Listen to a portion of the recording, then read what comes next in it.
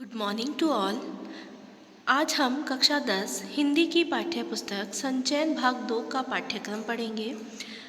आज हम पाठ 1 पढ़ेंगे। पाठ 1 में हरिहर काका के बारे में एक कहानी बताई गई है। इस कहानी के लेखक हैं मिथिलेश्वर जी।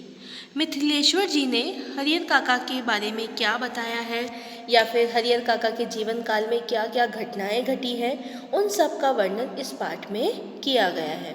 और इस पाठ के जरिए आपको जानने को मिलेगा कि हमारे समाज में बहुत तरह के लोग होते हैं और ज़रूरी नहीं है कि वे सब हमारा अच्छा चाहते हों।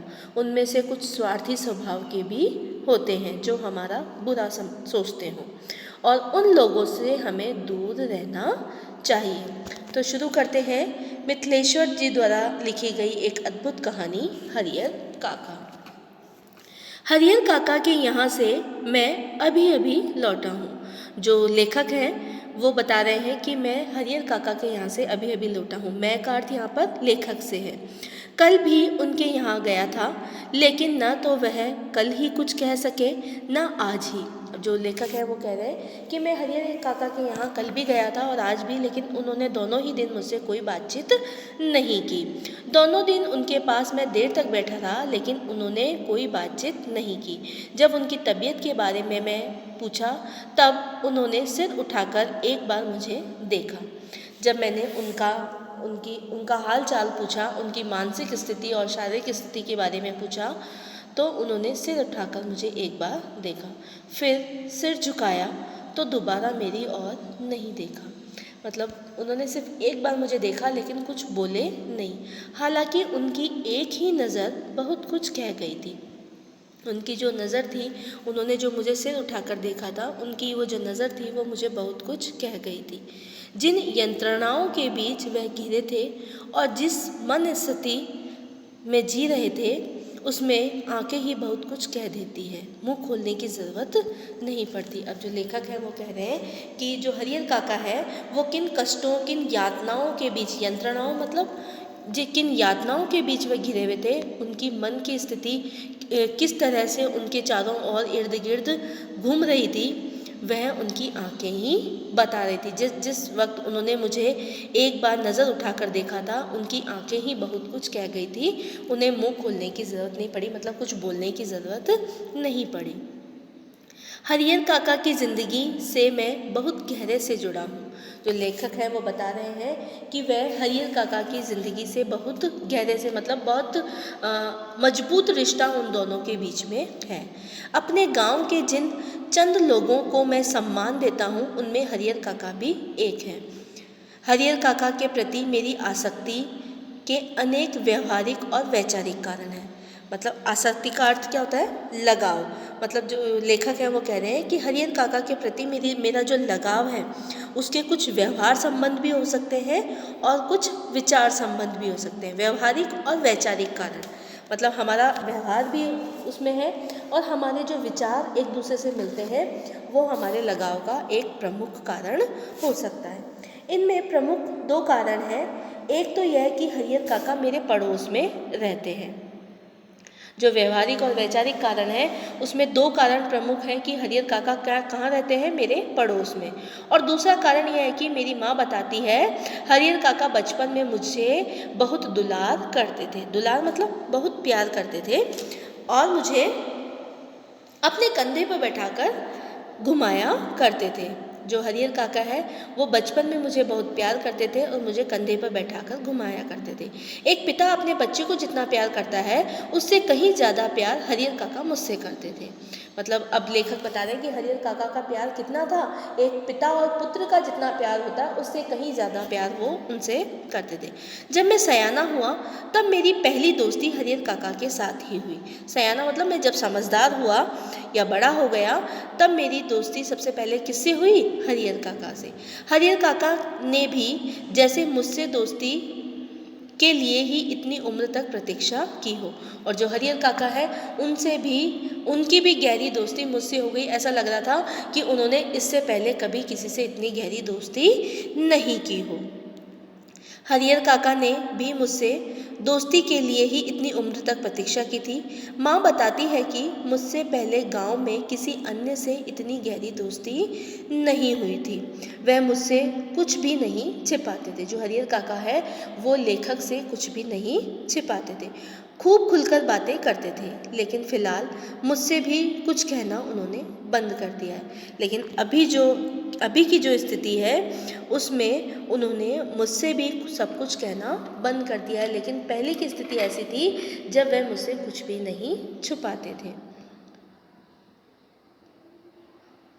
उनकी इस स्थिति ने मुझे चिंतित कर दिया है। जो अब वो मुझे कोई भी बात नहीं बताते हैं, दिन रात अपनी परेशानी से जूझ रहे हैं, उससे मुझे भी उन्होंने चिंतित कर दिया है। मतलब मैं भी उनकी इस स्थिति से परेशान हो रहा हूँ। जैसे कोई नाव बीच मझधार में फंसी हो और उस पर सवार लोग चिल्लाकर भी अपनी रक्षा न कर सकते हों, क्योंकि उनकी चिल्लाहट दूर तक फैले सागर के बीच उठती गिरती लहरों में विलीन हो जाने के अतिरिक्त कर ही क्या सकती है। जो हरियर काका की स्थिति है उसमें लेखक ने एक उदाहरण देकर हमें बताया है कि जैसे किसी नाव में लोग सवार हैं और वो बीच मझधार में फंसी हो। मतलब लोग उससे बचने की कोशिश कर रहे हैं, चिल्ला रहे हैं, लेकिन उनकी जो चिल्लाहट है वो कोई नहीं सुन पा रहा है। वो वहीं पर विलीन हो रही है, मतलब वहीं पर लुप्त हो रही है। मझधार का मतलब जो सागर है उसके मध्य की स्थिति, उसमें फंसी है, लेकिन उनको कोई सहारा नहीं मिल रहा है। वो उन्हीं लहरों के बीच में विलीन हो रही है, लुप्त हो रही है। ऐसी स्थिति हरियर काका की है। मौन होकर जल समाधि लेने के अतिरिक्त कोई दूसरा विकल्प नहीं है। इससे अच्छा है कि वह चुपचाप उसी जल में समाधि ले ले, मतलब उसी जल में डूब जाएं। ऐसी स्थिति के अलावा उनके पास और कोई दूसरा उपाय नहीं है। लेकिन मन इसे मानने को कतई तैयार नहीं है। लेकिन जो मन है हमारा वो इस बात को कभी भी मानने को तैयार नहीं है। इसीलिए वो चिल्ला चिल्लाकर अपनी रक्षा की गुहार लगा रहे हैं। जीने की लालसा की वजह से बेचैनी और झटपटाहट बढ़ गई है। जीने की जो चाह है, उसकी जो बेचैनी है, उससे हमारी छटपटाहट बढ़ रही है। क्यों बढ़ रही है? क्योंकि हमारे मन में जीने की इच्छा है, लेकिन जो हमारे इर्द गिर्द जो कष्ट हैं, हमारे को जो यातनाएं दी जा रही है, उससे हमारी जो मन की स्थिति है वो बड़ी खराब हो रही है। कुछ ऐसी ही स्थिति के बीच हरियर काका गिर गए हैं।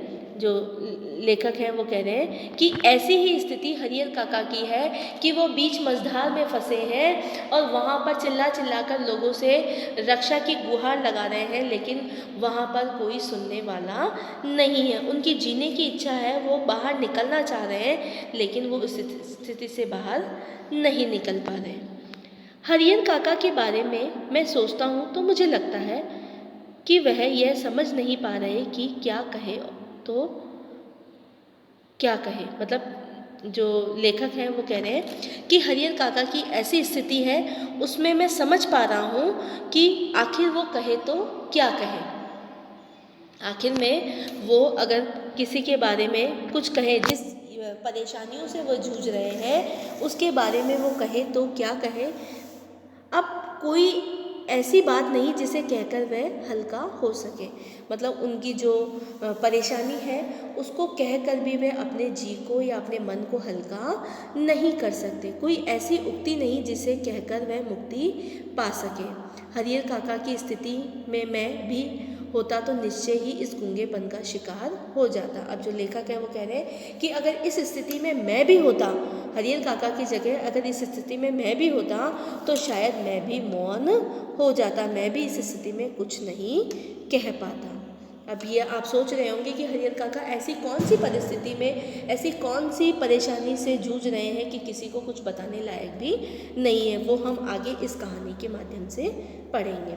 हरियर काका इस स्थिति में कैसे आ फंसे, यह कौन सी स्थिति है, इसके लिए कौन जिम्मेवार है, ये सब बताने से पहले अपने गांव का और ख़ासकर अपने गांव की ठाकुरबाड़ी का संक्षिप्त परिचय मैं आपको देना उचित समझता हूँ। अब जो लेखक है वो कह रहे हैं कि हरिहर काका की जो हमने पहले पढ़ी कि ये कौन सी स्थिति है, इस स्थिति के जिम्मेवार कौन है, इसको बताने से पहले हम पहले थोड़ा परिचय उस गांव के बारे में जहाँ हरिहर काका रहते हैं और उस गांव में एक ठाकुर बाड़ी है। ठाकुर बाड़ी का अर्थ होता है देवस्थान, यहाँ पर जहाँ पर देवता निवास करते हो या फिर मंदिर, उसका एक छोटा सा परिचय मैं आपको देना चाहूँगा, क्योंकि इस परिचय को दिए बिना ये कहानी अधूरी रह जाएगी। क्योंकि ये जो कहानी है वो हरिहर काका, उनके गांव और ये जो ठाकुर बाड़ी है इसके इर्द गिर्द ही घूम रही है।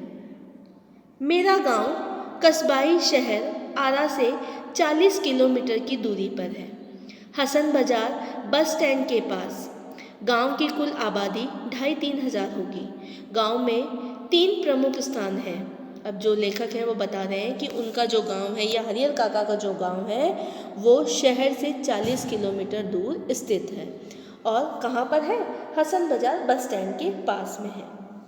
उसमें जो कुल लोगों की आबादी है वो 2,500-3 हज़ार के आसपास होगी। और गांव में 3 प्रमुख स्थान हैं। गांव के पश्चिम के किनारे एक बड़ा सा तालाब है। गांव के मध्य में एक पुराना बरगद का वृक्ष है और गांव के पूरब में ठाकुर जी का विशाल मंदिर, जिसे गांव के लोग ठाकुर बाड़ी कहते हैं। गांव में इस ठाकुर बाड़ी की स्थापना कब हुई, इसकी ठीक जानकारी किसी को नहीं है। अब जो ठाकुर बाड़ी है, लेखक कह रहे हैं कि मैं ठाकुर बाड़ी का कुछ संक्षिप्त, कुछ छोटा सा परिचय आपको देना चाहता हूँ। तो अब जो लेखक हैं वो बता रहे हैं कि ठाकुर बाड़ी की स्थापना कब हुई, इसकी कोई जानकारी हमें ठीक से नहीं मिलती। इस संबंध में गांव में जो कहानी प्रचलित है वह यह है कि वर्षों पहले जब यह गांव पूरी तरह बसा भी नहीं था, कहीं से एक संत आकर इस स्थान पर झोपड़ी बना रहने लगे थे। अब जो लेखक है वो बता रहे हैं कि ठाकुर बाड़ी की स्थापना कैसे हुई। कुछ वर्षों पहले जब ये गांव पूरी तरह नहीं बसा था, तब यहाँ पर एक संत ने आकर एक झोपड़ी बना ली थी। वह सुबह शाम यहाँ ठाकुर जी की पूजा करते थे, लोगों से मांग कर खा लेते थे और पूजा पाठ की भावना जागृत करते थे। जो वो संत थे उन्होंने वहाँ पर झोपड़ी का निर्माण किया और सुबह शाम ठाकुर जी की पूजा करते थे और लोगों से मांग कर खा लिया करते थे और लोगों के मन में पूजा पाठ की भावना जागृत करना शुरू कर दिया था। बाद में लोगों ने चंदा करके यहाँ ठाकुर जी का एक छोटा सा मंदिर बनवा दिया। वहाँ के जो गांव के लोग थे उन्होंने चंदा यानी पैसा इकट्ठा करके एक छोटा सा मंदिर बनवाया। फिर जैसे जैसे गांव बसता गया और आबादी बढ़ती गई, मंदिर के कलेवर में भी विस्तार हुआ। मतलब मंदिर का जो निर्माण था, मंदिर की जो पूजा अर्चना थी, उनमें भी क्या हुआ, विस्तार होने लग गया। लोग ठाकुर जी को मनौती मानते कि पुत्र हो, मुकदमे में विजय हो, लड़की की शादी अच्छे घर में तय हो, लड़के को नौकरी मिल जाए। अब ये जो है मतलब मंदिर का निर्माण हुआ, फिर वहाँ के जो लोग हैं वो मनौती यानी उनसे आराधना करते थे, मान्यता मांगते थे कि लड़की की शादी अच्छे घर में हो, पुत्र हो, मुकदमे में विजय हो। इस तरह की मान्यताएं वहाँ पर मांगने लग गए थे, मतलब मन्नत मांगने लग गए थे उस पर। फिर जिनको सफलता मिलती वह खुशी से ठाकुर जी पर रुपए, जेवर, अनाज चढ़ाते। अब जो मन्नत जो लोग मांगते थे उनकी अगर मन्नत पूरी हो जाती तो वह अपनी खुशी से ही ठाकुर जी को रुपए, जेवर और अनाज चढ़ाते थे। अधिक खुशी होती तो ठाकुर जी के नाम अपने खेत का एक छोटा सा टुकड़ा लिख देते और उन्हें और ज़्यादा खुशी होती तो ये सारे काम वो करते थे। यह परंपरा आज तक जारी है। अब जो परंपरा गांव के लोगों ने शुरू की थी वो परंपरा आज तक जारी। अधिकांश लोगों को विश्वास है कि उन्हें अच्छी फसल होती है तो ठाकुर जी की कृपा से होती है। मुकदमे में उनकी जीत हुई है तो ठाकुर जी के चलते। लड़की की शादी इसलिए जल्दी तय हो गई क्योंकि ठाकुर जी को मनौती मनाई गई थी, मतलब ठाकुर जी से मन्नत मांगी थी इसलिए लड़की की शादी जल्दी हो गई। लोगों के इस विश्वास का ही यह परिणाम है कि गांव के अन्य चीज़ों की तुलना में ठाकुर बाड़ी का विकास 1000 गुना अधिक हुआ। मतलब गांव का विकास इतना तेज़ी से नहीं हुआ जितना तेज़ी से ठाकुरबाड़ी यानी देवस्थान का विकास हुआ, बहुत तेज़ी से उनका, क्योंकि लोग अपनी मन्नत पूरी होते ही वहाँ पर जेवर, अनाज और कभी कभी तो अपने खेत का छोटा सा टुकड़ा भी उनके नाम लिख देते थे। अब तो यह गांव ठाकुरबाड़ी से ही पहचाना जाता है। अब जो गांव का नाम है वो ठाकुरबाड़ी से ही पहचाना जाने। यह ठाकुरबाड़ी न सिर्फ मेरे गांव की एक बड़ी और विशाल ठाकुरबाड़ी है, बल्कि पूरे इलाके में इसकी जोड़ की दूसरी ठाकुरबाड़ी नहीं है। अब जो लेखक हैं वो कह रहे हैं कि ये जो ठाकुरबाड़ी है पूरे गांव की नहीं, बल्कि इस इलाके में इससे बड़ा देवस्थान और कोई नहीं है।